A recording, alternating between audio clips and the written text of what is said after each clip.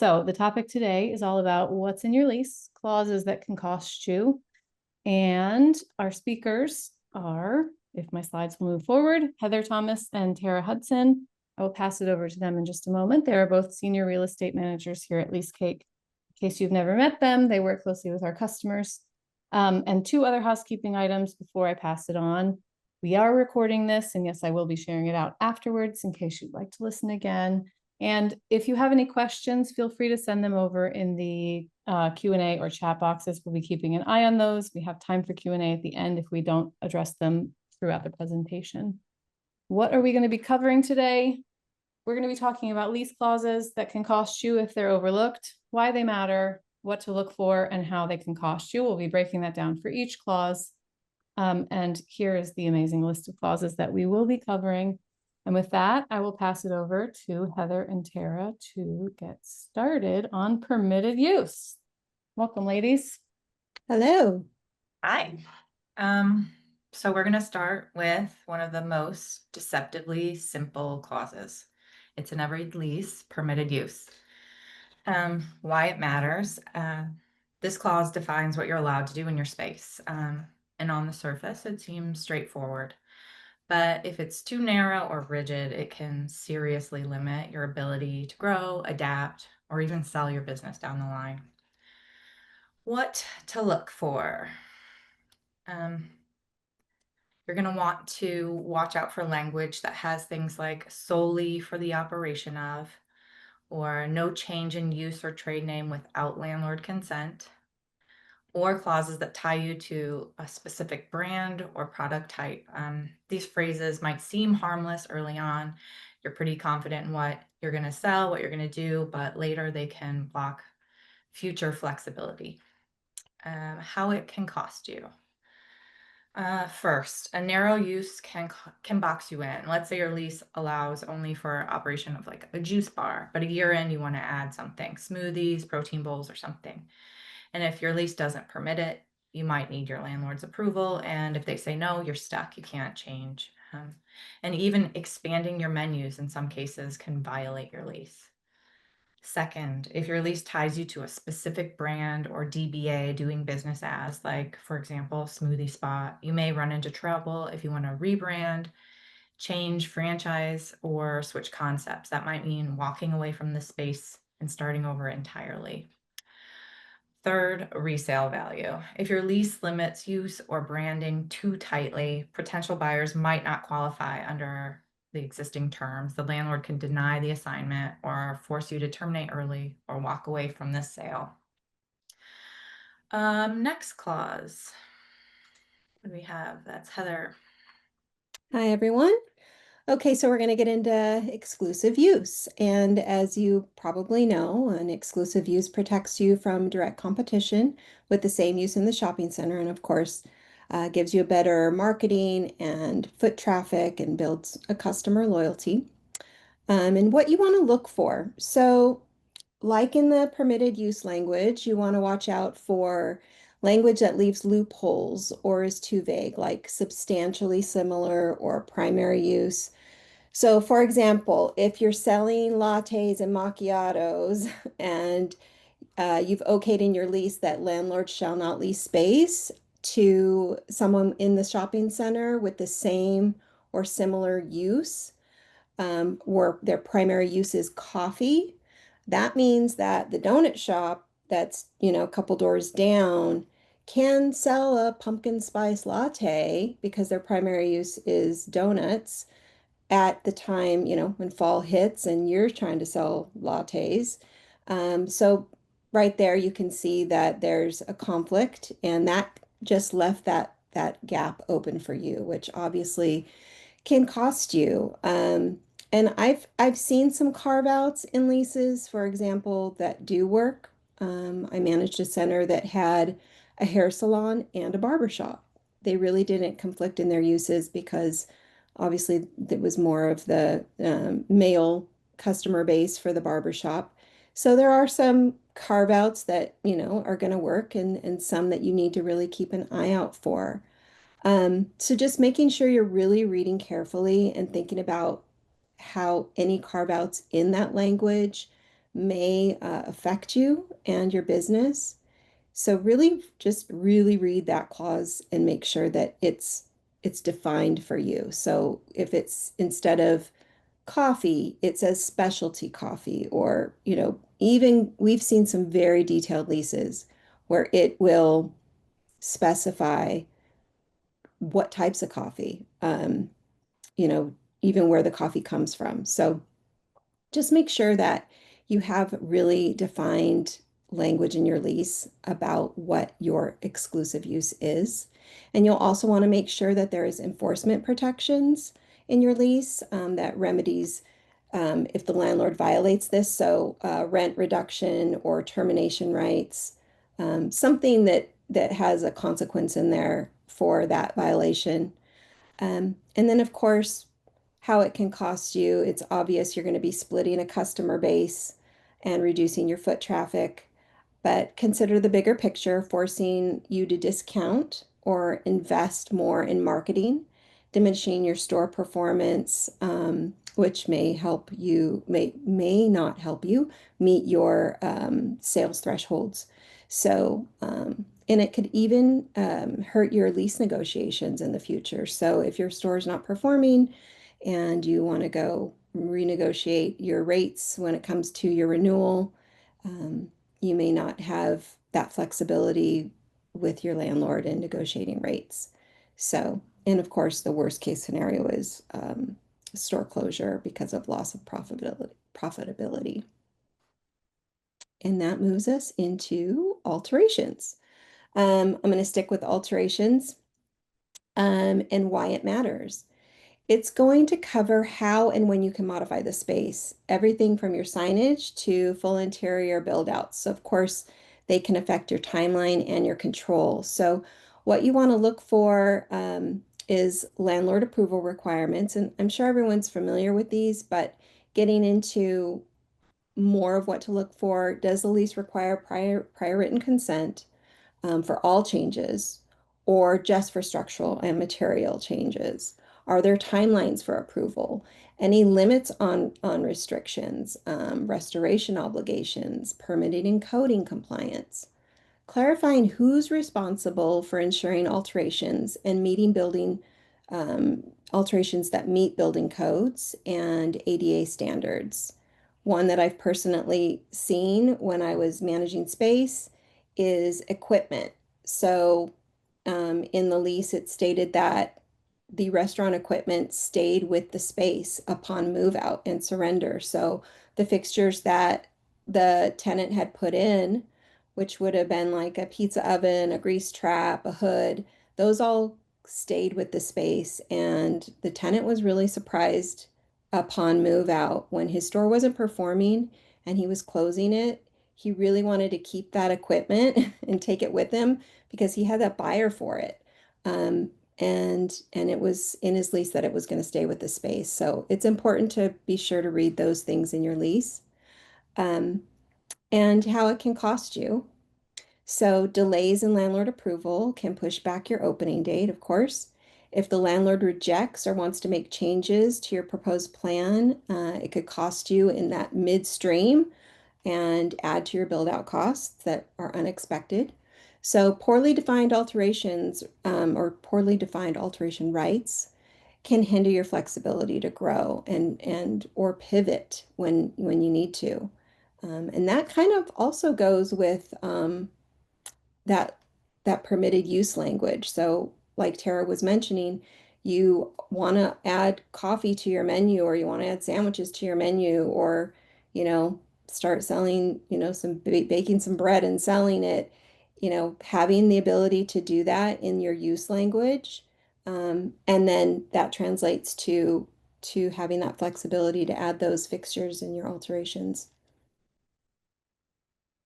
So next we're going to get into assignment with Tara. Yes, assignment. I think this is one of the most important that we come across here at Leasecake these days. Even if you never plan to sell your business, this can carry some of the biggest financial risks in your lease. Why it matters is this clause controls whether you can transfer your lease to someone else, like a buyer, a new franchisee, or even changing the ownership in your internal team or company. Having this flexibility is critical for exit strategies, sales, restructuring, any number of things. What to look out for. The language you're going to be most concerned with is requirements for landlord written consent to assign or sublet. Also, profit sharing clauses that lets the landlord claim any part of the gain from the assignment. Often there's fees for legal review, for the administration and processing of the document. Even if the deal falls through, you're responsible for that. Recapture rights. This is a biggie. If you send in a request for an assignment, the landlord, oftentimes it's hidden in the lease, can just terminate, and instead of approving your assignment, you can't even recall it. It's just in there and you're stuck. You also want to look for language about your personal guarantee being released upon assignment, or oftentimes it stays in effect even with an approved assignment. Restrictions on assignments to franchise approved buyers or operators. That's something that comes up a lot. You want to have that language in there. So if your franchisor approves it, you should be able to make that transaction without landlord consent. Also, there can be some really vague language you want to tighten up. Vague landlord standards like equal financial strength, comparable use, or landlord may withhold consent in its sole discretion. Those are some really big red flags in language. How it can cost you. First, landlord consent can be withheld and delayed indefinitely, killing sales and transfers and leaving you stuck in a potentially losing location. Second, profit sharing clauses may allow the landlord to take up to 100% of the profit you may make on an assignment, wiping out your return, even if you've built a strong business. Third, legal and admin fees can add thousands of dollars to the assignment, even if it never closes. Recapture rights give landlords the power to end your lease instead of approving a buyer, costing you your business location at a very critical time. And fifth, personal guarantee release. You remain liable if the new tenant defaults, exposing you to huge financial risk. For franchisees, restrictive assignment rules that don't allow transfers to approve franchisees can block huge deals regardless of your franchise agreements. And lastly, vague or overly broad landlord approval standards can give them near total control to say no or to stall the deal, so it causes financial harm. Next we have relocation. So why it matters. You're probably familiar, but it gives the landlord the right to move your space to another space in the same center during lease term. Often used to accommodate new tenants or reconfigure the center, but it can definitely disrupt your operations and impact your store layout, your traffic flow, your brand presence. So what you want to look for are how much time must you give the landlord, or must the landlord give you, excuse me, before requiring a move. And short notice period can create serious challenges. I've seen this happen working on the landlord side. I have to say, when it has come to this, the landlord has been pretty accommodating and really tried to work with the tenants, but not all landlords are the same. So that's something, you're going to want to make sure you look for that notice period, how long they have to notify you that they want to relocate you. You want to look for cost coverage. Does the landlord pay for all moving costs, including build out? If your space is configured a certain way, specific to your use and in the way you like the layout, that's something that you're going to want covered in the cost.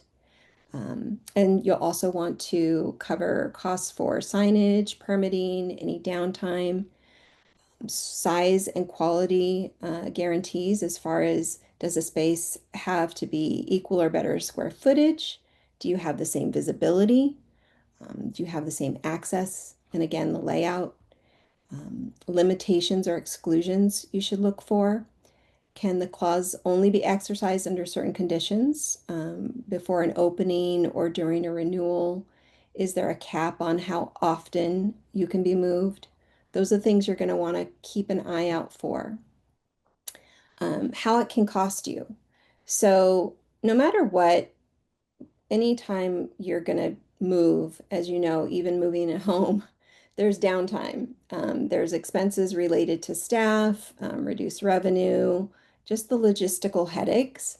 So you definitely want to know, what your exposure is. You're going to have a little loss of visibility during that time.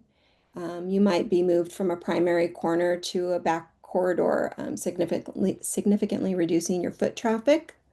Um, Unexpected expenses. Even with landlord reimbursement, there's hidden costs again. Temporary signage, customer confusion, things like that can stack up. I've seen relocation rights that apply to the term of the lease, except for the last 2 years, which makes sense if you think about the right for the landlord to relocate you. The last 2 years of your lease, where are you going to want to relocate? But if the landlord does come to you toward the last couple of years of your lease, think about in that relocation that they're coming to you and telling you they want to relocate you. That might be a time to think about your renewal, and coming to them and saying, look, you want me to move? Let's talk about an early renewal. And that's a good time to start talking about things you may need during that relocation. It's an opportunity to renegotiate your rate. Regardless if you have your option and it has that set rate, or your two 5-year options. When they come to you and ask you to relocate, that's a time to talk about your renewal and renegotiating that period, your rate, improvements, along with them covering the cost of your relocation. So just don't be afraid to address renewal if they ever come to you with that relocation. If the timing is right for you, of course. But it's a good time to talk about an early renewal as well. Co-tenancy. Yes. This clause is not as common as the other ones we mentioned. This is definitely in the favor of a tenant. So this is something you might want to think about in your next lease draft. And many tenants don't even realize they have it until it's too late. Why it matters. This is especially important for retail tenants in shopping centers, strip centers, malls, where your business depends heavily on foot traffic from anchors and complementary brands. Without a strong ongoing co-tenancy clause, you can be stuck paying rent in a center that's half empty and bringing in half the sales. What to look out for in your lease. Obviously, not having a co-tenancy clause is a big risk. Also look out for a clause that only applies at the opening and not ongoing. Clauses that allow the landlord to substitute any tenant to satisfy the co-tenancy or multiple tenants in place of one, even if they don't drive traffic, like, a non-similar use. And having a long cure or notice period before you can take action. How it can cost you. First, if a major anchor like Target, a grocery store, or Starbucks even goes dark and you do not have an ongoing co-tenancy clause, you're obviously going to be forced to stay open while foot traffic and sales plummet. The rent obviously stays the same. This is potentially devastating for smaller franchise tenants who are relying on a steady volume. Without rent relief, you could be stuck paying full rent no matter how poorly the center performs. Strong co-tenancy clauses usually provide for a reduced rent, like switching to percentage rent only, or let you terminate if the vacancy lasts for an extended period of time. You could be trapped in a long-term lease, paying out of pocket while revenues decline with no leverage to renegotiate or exit. And this is this is kind of a different kind of way it can cost you, but your brand perception could suffer. Dark or vacant neighbors hurt your reputation, customer trust, and even make recruiting harder, dragging down your business value potentially. And finally, if you want out, your only options can be a costly lease termination or defaulting, both of which carry legal, financial, and reputational risks. Next is CAM, right? This is a big one. It's in every lease, well, most every lease. Common area maintenance charges. Why it matters. This covers your share of maintaining shared spaces like parking lots, sidewalks, lighting, landscaping. But depending on how the lease is written, it can be one of the most unpredictable and expensive part of your occupancy costs. What to look out for. No cap or limit on annual CAM increases. The inclusion of capital expenditures and CAM charges. Vague language like all costs of maintaining and managing the center. They charge administrative and or management fees on top of CAM costs. If the language lacks clear allocation methods for your share of CAM and don't provide audit rights, you definitely want that. How it can cost you. First, without a cap or control on increases, CAM can spike significantly year after year. Tenants have been hit with large bills for parking lot resurfacing, upgraded lighting, or new landscaping, expenses that can add up fast if there's no cap.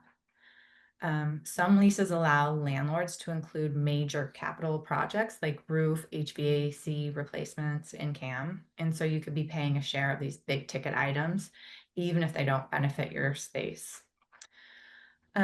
Vague CAM definitions give landlords broad discretion to charge for things like property management, salaries, marketing events, legal fees, or even landlord overhead. And many landlords tack on the admin management fees, often 10 to 15% of the CAM charges, which can essentially double your CAM bill when charged separately. And then even sometimes admin fees of 4 to 5% of rent.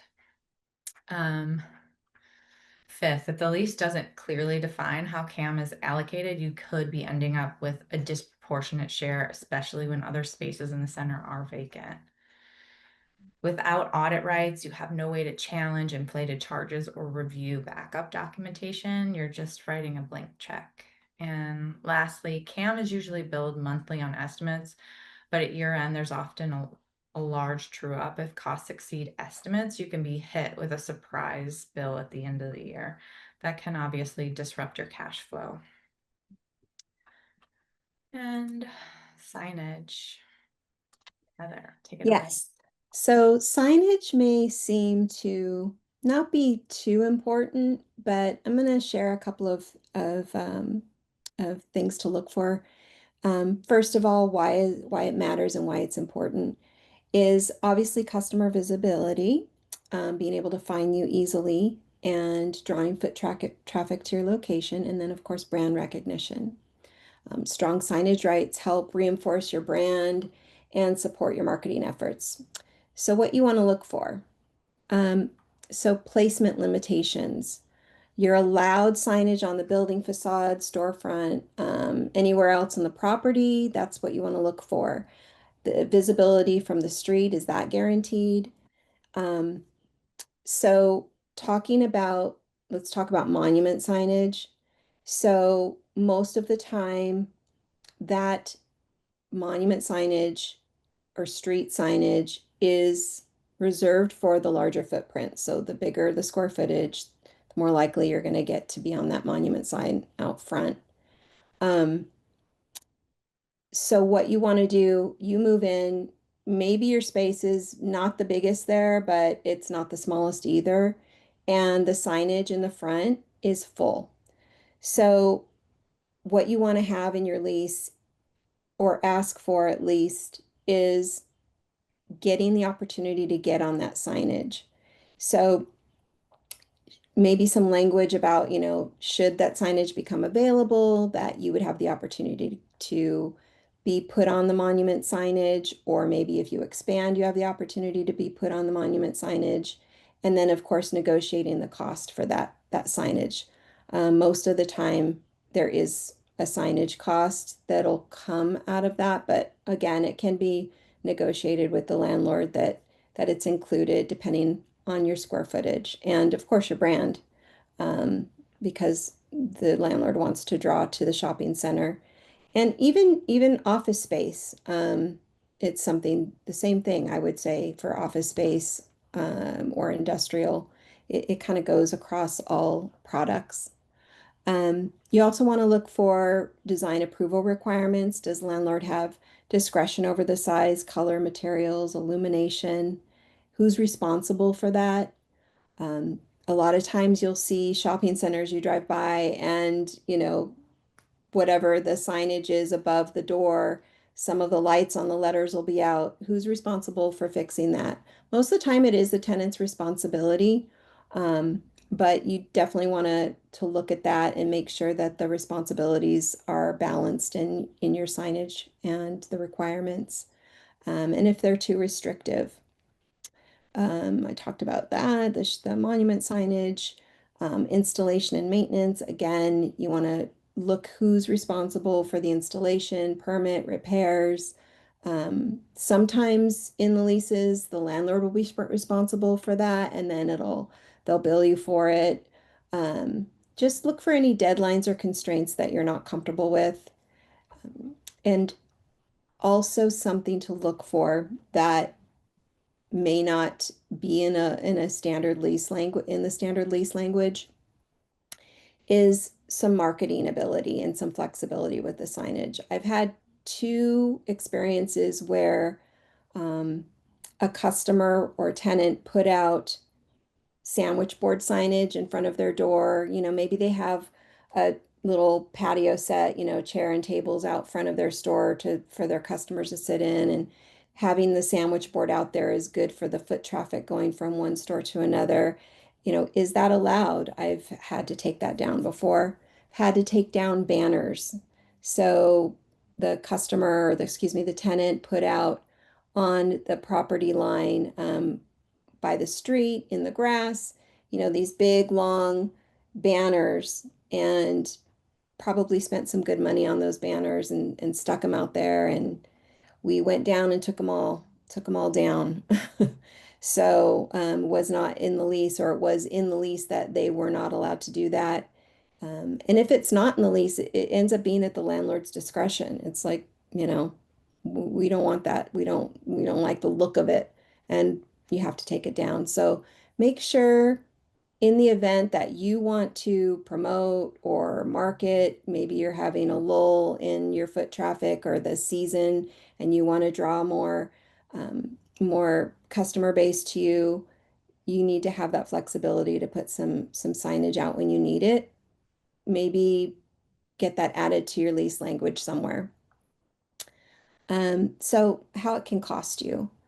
Um, Obviously, lower foot traffic. If customers can't find you or recognize your business easily, sales may suffer. Loss of brand impact. Without the prominent signage, you miss out on valuable on-site advertising and brand reinforcement. Unforeseen expenses. Again, if signage must be removed because it wasn't in your lease. And then missed opportunities. Without monument sign access, you might be invisible to drive-by or impulsive traffic, which can hurt your performance, especially if you're a new or local brand. And on to parking. Why it matters. This clause is, I think, typically pretty overlooked, but if it's missing or vague, it can cause serious problems, especially for customer-facing businesses like restaurants, salons, clinics, restaurants, retail shops. Without clear parking rights, you risk losing customers, facing operational headaches, and ultimately losing revenue. What to look out for. You want guaranteed minimum number of parking spaces, whether exclusive or shared.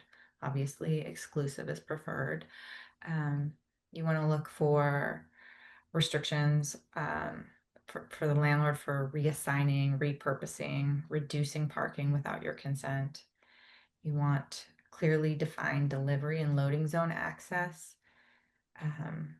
employee parking addressed to keep customer spots open, and you want language covering whether paid or time limited parking is allowed and who bears the validation costs. How it can cost you. Insufficient parking leads to lost sales. I myself will keep driving if it looks chaotic. Customers may drive away if they can't find a spot, especially at busy times, which means traffic and revenue that you can never get back. Unregulated shared parking can cause conflicts. Neighbors like gyms or event spaces monopolize spots, leaving you and your customers scrambling for parking. Lack of designated delivery or loading zones can delay shipments, cause reroutes, trigger fines, and disrupt your operations and adding unexpected costs. Landlords can repurpose parking areas unless restricted by the lease. This means paid parking installation, reduced space through restriping, or priority given to new tenants like 15-minute parkings. All can affect your customers' access. Without controls on employee parking, employees may occupy these premium spots right up front, hurting turnover and frustrating guests, often forcing tenants to manage enforcement themselves. Paid or time limited parking can deter customers or shift costs onto you, creating an unplanned burden. And lastly, if your lease is silent or vague on parking, you may have no remedy to fix these problems, no right to rent reductions, and it could reduce your ability to assign or sell your business later. ADA. Yes, this can be a very important one. And if you haven't experienced any issues with ADA, just be very thankful. So ADA, why it matters. It's a federal law requiring most public-facing businesses to be accessible to individuals with disabilities, and non-compliance can result in lawsuits, fines, costly modifications, even if unintentional. Leases should clearly spell out who's responsible for ensuring space remains compliant. So, what to look for? Responsibility for compliance. Does the lease specify whether the landlord or the tenant is responsible for initial and ongoing ADA compliance? Example, entrances, restrooms, and ramps. So I have experienced a tenant moving in to a shopping center space, and there's tenants on both sides. And as the tenant's moving in and getting permitting, they find out that the grade of the ramp going up to, actually there was no ramp, so that they had to put a ramp in to be accessible to their business. Well, it also put the two tenants on both sides in compliance by installing this ramp. So of course the tenant comes to the landlord and it's like, this is going to be something you benefit even after I move out and the tenants next to me move out. So it's important to make sure that you have that spelled out in the lease for those what if situations with ADA compliance. Nobody wants to have a lawsuit because someone came in and nitpicked all the little things. So you want to make sure, because I've seen it happen, and you want to be in compliance. Of course, you want to be accessible for disabled, but there's little things that you want to make sure that you know about, and not just that are part of your lease, but just, that you have the faucets in the bathroom have a cover for the hot water pipe underneath, that someone doesn't hit their knee and burn their knee. There's all kinds of things that you can be dinged for, and they vary state by state. So making sure you're aware of what those requirements are, and making sure that you have some help from the landlord on ones that maybe not be specific to your premises, but again, that benefits the center or the common areas. You can ask the landlord at lease negotiation if they have an ADA compliance certificate or a recent inspection report or any known violations. This can go as far from, the parking stalls, how they're painted. Is there a sign in front? I've seen signage for handicap parking go from just the picture to they have to have the fine written, and that happened within a number of, a couple of years. The ADA requirements change, so that's something that you want to make sure you're aware of, and again, looking in the lease, who is responsible, and is the landlord going to help you meet those requirements should they change? So as far as your space goes, you want to also talk to them about those restroom requirements, making sure that if something were to happen in that period of your term where the um, the requirements change for your restroom. So if the door swings out in a stall instead of in, or vice versa, just all kinds of things can change, that in the event those do change for something like a restroom that is going to be turned over later upon move out, that you don't want to put that money into by yourself, because yes, you're going to need it for your use, but also the landlord's going to benefit from it being in compliance when you move out. You want to make sure that those are shared costs, or that you at least talk about it in your negotiations during your lease. Um, it can cost you, and I've seen it. I've seen lawsuits. I've seen them someone come in and go from the parking lot and go through everything that wasn't in compliance, eat a meal, go through the bathroom, go through the whole space, and get an attorney and come to the tenant. And of course, the tenant comes to the landlord. Thank goodness the landlord that I was part of was really helpful. We shared the costs with the tenant, and nobody wanted to have to deal with that. But we do want to say, once it was all said and done, that part, the parking, the space, everything was in compliance. So it's something you definitely want to focus on in your lease, and what it looks like. But I think I've given you a scary enough picture of how it can cost you. So sorry. Sorry for the news, but it's not that it happens a lot, but you just want to be protected. We're going to go into force majeure. So why it matters, and I'm sure everybody got an idea of why it matters with the pandemic, but it defines how unexpected, uncontrollable events like natural disasters, the pandemic, labor strikes, government shutdowns, things like that can impact both the landlord and the tenant's obligations.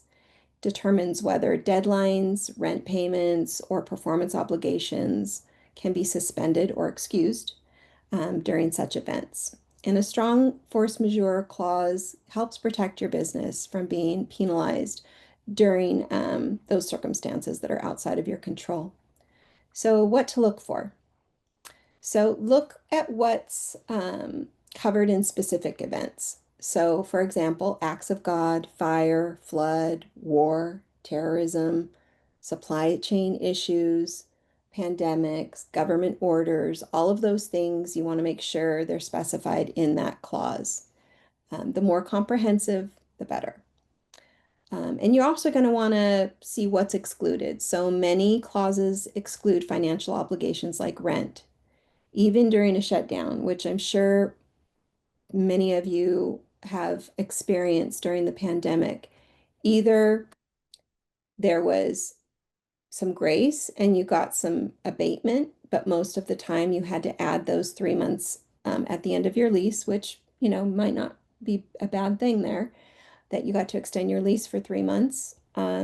Or there was some deferment. So you had a deferment of rent where you paid 50% rent during April to July of 2020, and then you had to repay that deferment amount, and you had to tack it on to future rent or as an additional payment to your base rent. So you want to make sure that you have some kind of language in there regarding that obligation during any kind of act of force majeure. So, and you want to make sure that there's something for both the landlord and tenant that are covered, not just one side. So check if notice must be provided to trigger the protections. Um, and then what's going to happen in any cause of delays as far as construction, opening dates, delivery times, those types of things. And how it can cost you. So if your rent isn't suspended during closures, you could be forced to generate while you have no income. So obviously, as I mentioned, there's a lot of people, a lot of leases we've seen where those were negotiated without that in the clause. I think the pandemic was new for everyone, so landlords were figuring it out and how they could make it work. So now that we know what we know, it's something that I think that, we can put in our clauses and make sure that we have it covered as far as what's going to work for the landlord and what's going to work for you as the tenant. That the landlord is not going to not want to make some income off the space. So renegotiating, and I do feel that it's in the interest of both parties if you can have that language in there that, should you need the abatement, you will extend your lease for that period. I think that's a really good, fair way to negotiate that part of the lease. But without clear time extensions, you could be in default and your performance obligations. So just make sure that you have that in there. And make sure it's not too one-sided. And if it is, it could leave you unprotected, obviously, and you could be unprotected in utility outages or supplier disruptions. So make sure that you have that coverage. Lack of coverage for modern risks like cyber attacks, they can leave gaps in your operational resilience. So those are the things you want to look for, and that's how it can cost you. And we're on to TI allowance, Tara. Yeah. This one looks like it's just a big win, but it's not always so easy. They are a major selling point in lease negotiations. They sound great. They offer tens, thousands, even more to help cover build-out costs, but they come with strings attached, and potentially unfavorable terms can tie up cash or leave you on the hook for unexpected expenses. What you should look out for is disbursement of allowance in stages during construction, not just reimbursement after completion. You should look out for broad definition of reimbursable costs, including soft costs and furniture, fixtures and equipment, FF&E. Reasonable landlord approval process with timelines and reasonable discretion rather than language like sole discretion. You're going to want flexibility with deadlines, allowing extensions for permitting delays or force majeure, like Heather was just talking about. You want clear terms that prevent repayment obligations, like in the event of default. You don't want that in there unless you actually clearly breach the lease. And how it can cost you. Many tenant improvement allowances are given as reimbursements, meaning you pay upfront and then you wait for reimbursement after submitting paperwork, lien waivers, etc. This can tie up your cash and expose you to risk if paperwork is delayed or rejected.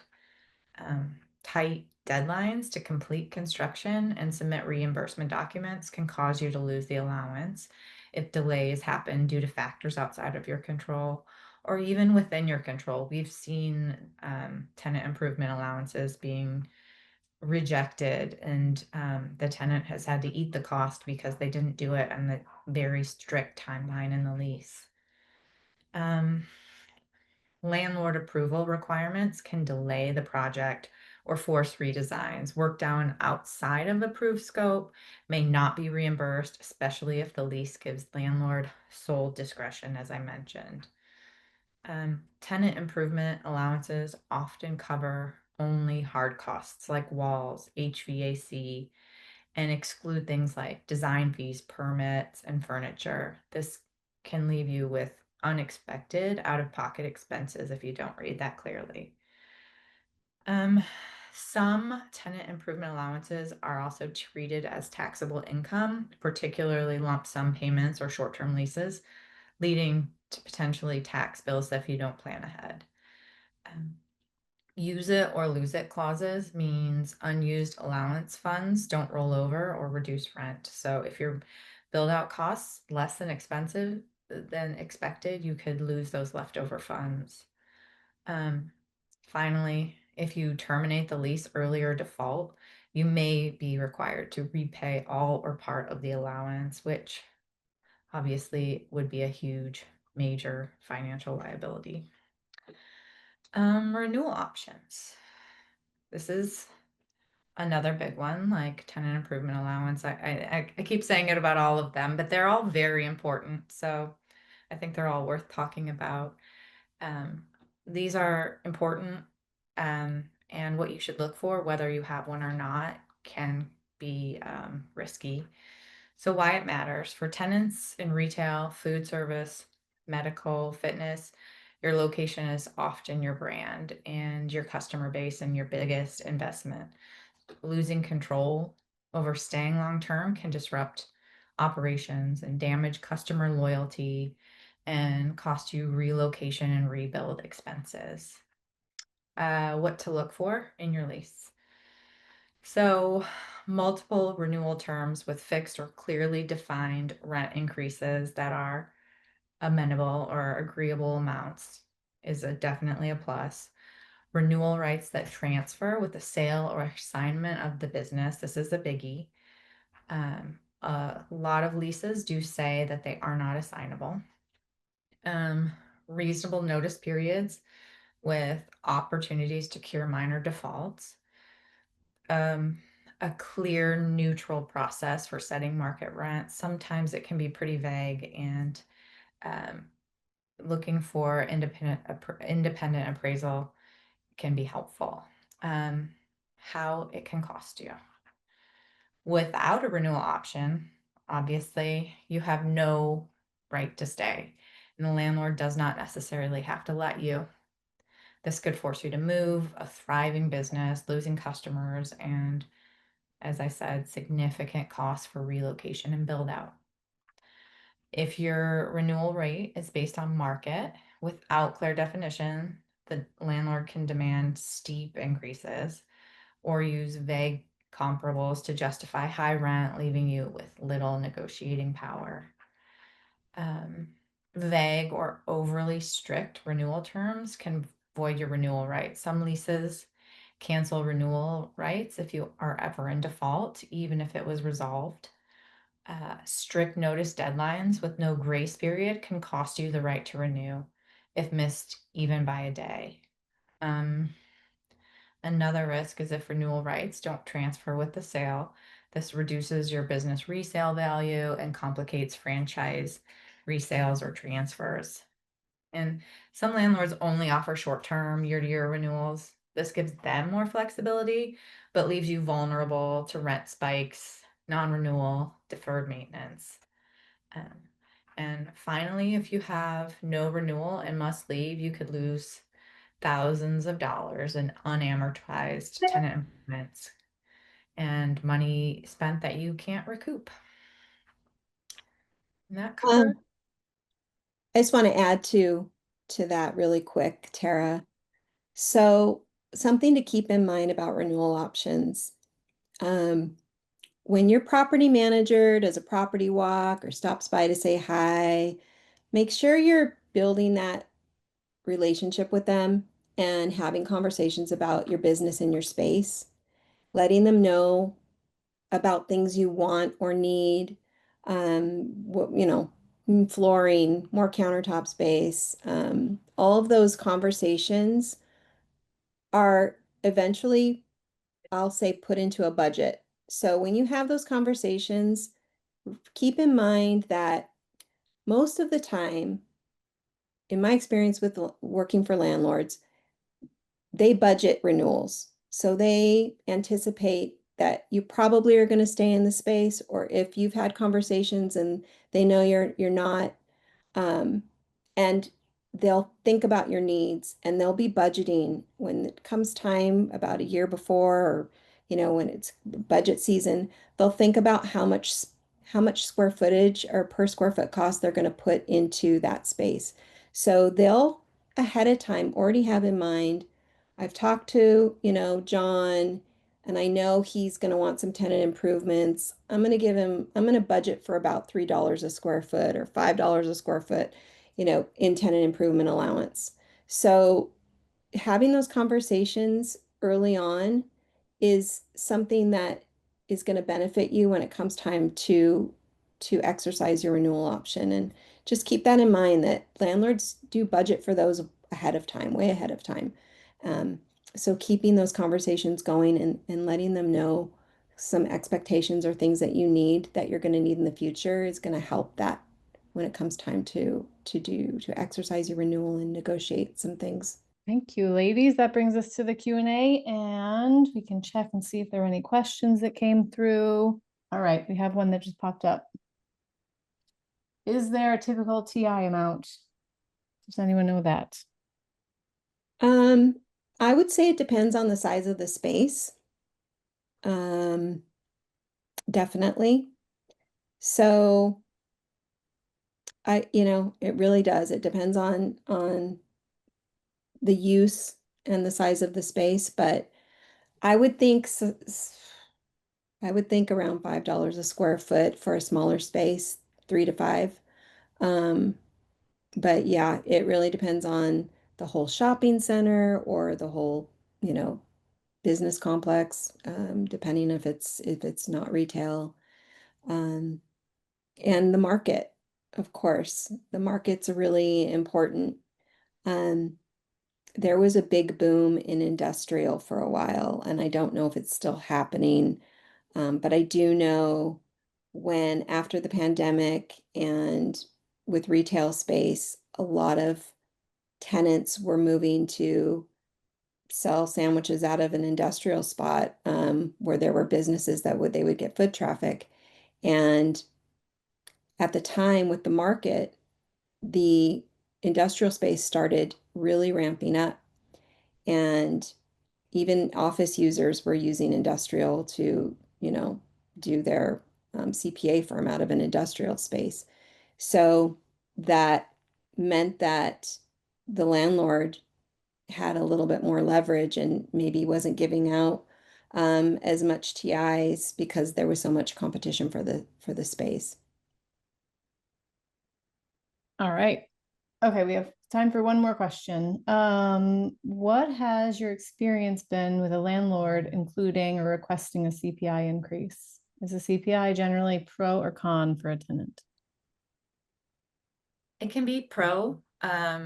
I, I think preferable is to have a cap on the CPI. It's basically it's inflation. So your food goes up that much, your rent goes up that much. It's trying to keep your rent in line with where the market is. But I think most often we see a min and a max in the language, and I think that's safest for both the tenant and the landlord. Heather, do you agree?